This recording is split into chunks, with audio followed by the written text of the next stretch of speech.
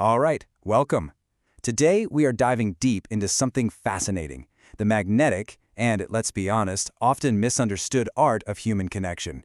And we're going to do it through the lens of one of psychology's giants, Carl Jung. Now I want you to forget everything you think you know about charm, forget the pickup lines, forget the superficial tricks. We're going way, way beyond that, right into the psychological engine room of what actually makes attraction tick. We're about to find out how real, lasting connection isn't about what you project, but about what you can reflect. It's a journey from being rigid and closed off to a state of profound psychological flexibility. So, yeah, let's get into it. So let's just start with a feeling that I think we've all had. You know the one. You're in a conversation, maybe it's a first date, or you're just meeting someone new. You feel like you're doing everything right. You're being engaging, you're sharing your passions, your stories, maybe even getting a little vulnerable, and you're met with, well, basically nothing. A blank stare, a polite but empty nod. It feels like you're broadcasting on a frequency that no one else can hear, like there's this invisible wall between you and them. It is one of the most universal human frustrations, and it brings us to the big question for today. Why does something that should be so natural, so essential as connection, sometimes feel completely and utterly impossible? To get to the bottom of that, a Jungian approach tells us we have to first identify the real villain of the story. And the enemy of connection? It isn't bad luck. It's not a lack of shared interests. It's something internal. It's a fortress we build around our own psyche, brick by brick, without even realizing we're doing it. For this explainer, we're going to call this barrier the wall of rigidity. And this wall, this is the #1 reason we failed to connect. Okay, so what is this wall actually made of? Well, emotional rigidity is basically an unconscious prison that we build for ourselves. The bricks are made of stubbornness, that compulsive need we sometimes have to be right, to win every little argument, to prove that our worldview is the only one that matters. And it's held together with the mortar of defensiveness, that knee-jerk reaction to shut down or lash out the second we feel even slightly challenged or misunderstood. The source material puts it beautifully, calling it the refusal of the psyche to dance. And just think about that metaphor. Connection is a dance. It requires give and take, rhythm, moving with another person. The rigid person, well, they're just standing frozen in the middle of the dance floor, arms crossed, refusing to even listen to the music. And this is the direct consequence, the real kicker. This state of being is profoundly anti-seductive. It doesn't just fail to attract, it actively pushes people away. But why? Because a rigid person is trapped in what you could call broadcast mode. Their entire focus is on their own ego, their own stories, their own opinions. The conversation stops being a dialogue and it becomes a monologue. And in that crowded, noisy internal space, there is simply no room, no silence, no openness for the other person's spirit to actually enter, to breathe, to feel seen. You're not building a bridge for two people to cross, you're just adding another layer of stone to your own fortress. And let's be real, nobody wants to lay siege to a fortress just to have a conversation. So, if rigidity is the problem, if it's this locked door that keeps people out, what's the key? Well, it's not about learning a better story to tell or a stronger argument to win. The real secret is to do the complete opposite, to cultivate the one quality that can actually dissolve walls. And that quality is emotional flexibility. Let's take a look at how this powerful opposite actually works.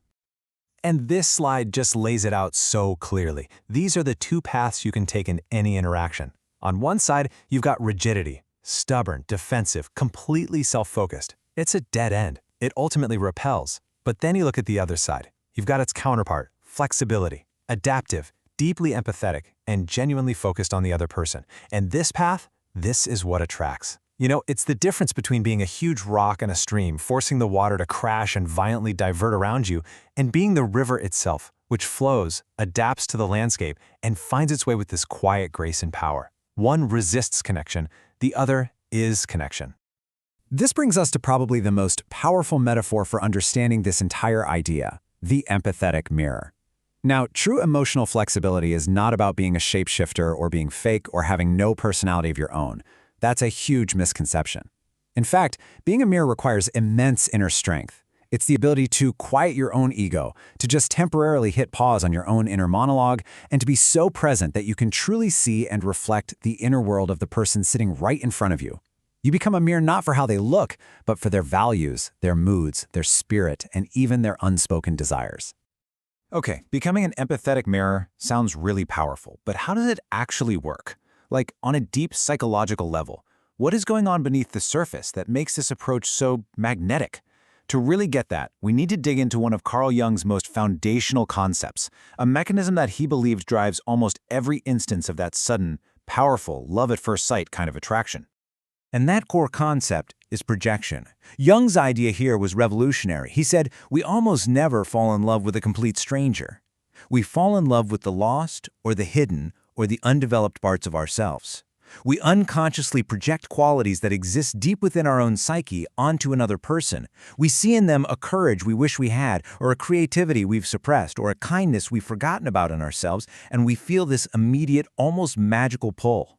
We're not really seeing them in that moment, we're seeing a reflection of our own hidden potential. And Jung actually gave these inner templates specific names. He theorized that a woman carries an unconscious ideal of the masculine, which he called the animus. Now, this isn't just about big muscles. It could be her ideal of intellectual integrity or spiritual guidance or a sense of protective stability.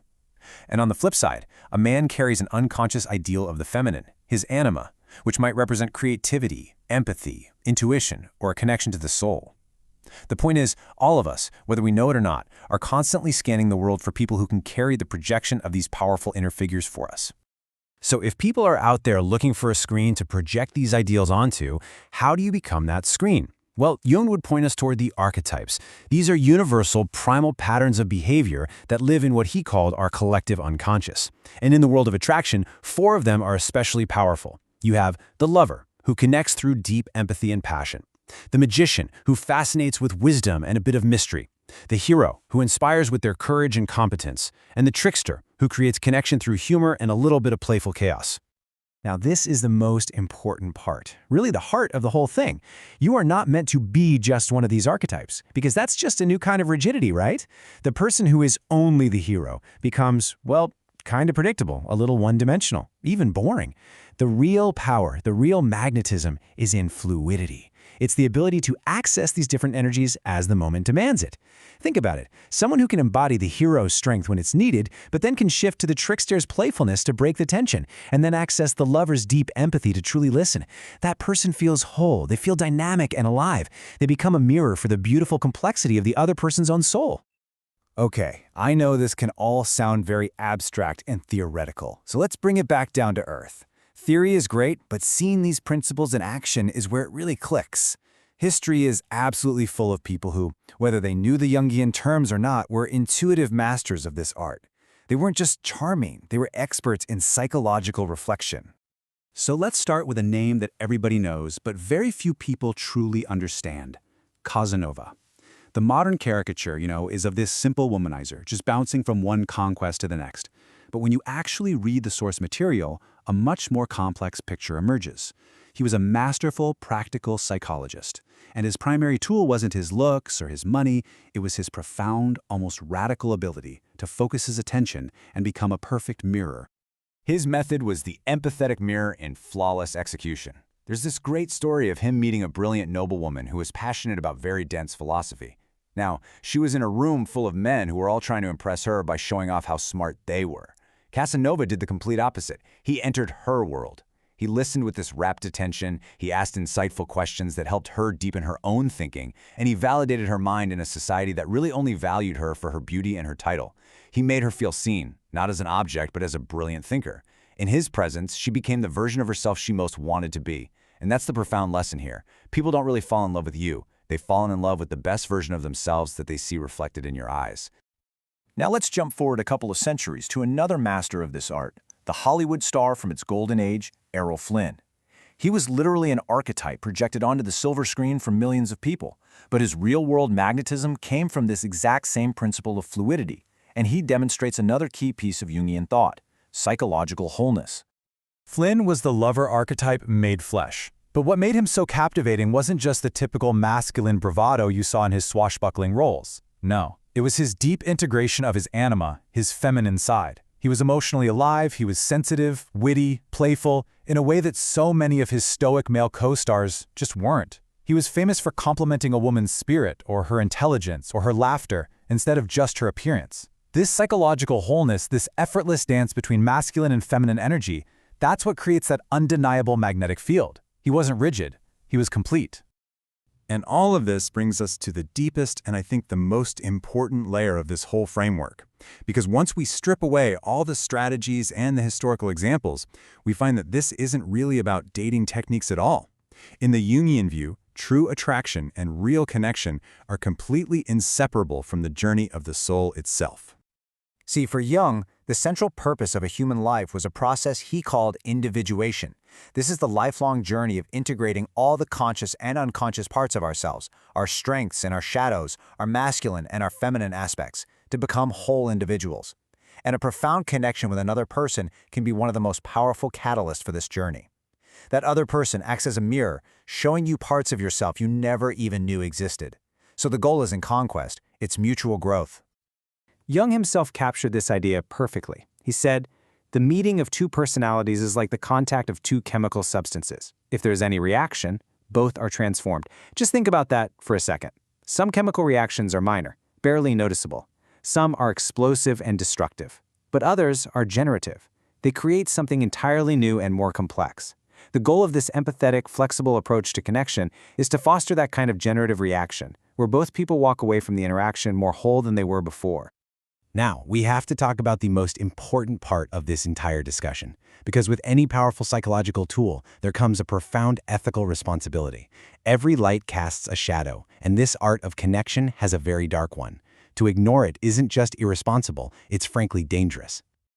So, let's be absolutely clear on this. Mirroring without genuine empathy is not connection. It is cynical, calculated manipulation. Using these insights to identify someone's deepest needs and insecurities only to exploit them for your own gain, that's a form of psychological entrapment. And any relationship that's built on a foundation of deceit like that is doomed. It's guaranteed to collapse.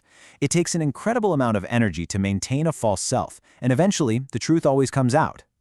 The true ethical goal of these principles is not to trap someone in a web of your own making, but to help them awaken to the beauty and the power that already exists within themselves. So, after this whole journey through Jungian psychology, from these rigid walls to these empathetic mirrors, what's the ultimate takeaway? It really all boils down to this one central choice. The path to deep, magnetic, and meaningful connection requires a conscious decision to start tearing down the defensive wall of your own ego, and instead, to cultivate the inner strength it takes to become a mirror for another person's soul. And that leaves us with one final provocative question to reflect on in all of our relationships, with our partners, with our friends, with our family. In your daily interactions, are you unconsciously building a wall, being defensive, self-focused, rigid, or are you consciously actively working to become a mirror, empathetic, flexible, and truly present for the person right in front of you? The answer to that question, well, it might just change everything.